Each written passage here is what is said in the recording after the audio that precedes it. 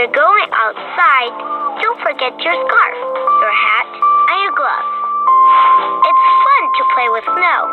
You can make a snowman that will smile until the next season, spring. With the spring, the sun starts to shine and the snow melts. Goodbye, Mr. Snowman. See you next year.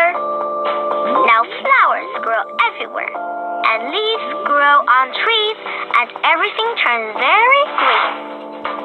In spring, it also rains a lot, so don't forget your umbrella. When the rain stops, the sun comes out and it's very warm. Summer is here. All the children on our holidays and can play all day long. You can wear t-shirts and shorts, and you can eat ice cream. Ice cream is very cold, but it melts with the heat.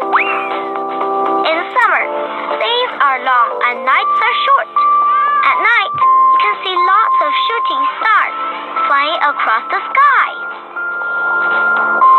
After the holidays, school starts again. Autumn is here. Autumn is also called fall. Now it begins to be colder, so you must wear a sweater. The wind blows strong and the leaves fall from trees and the ground turns brown and red and yellow. It's beautiful.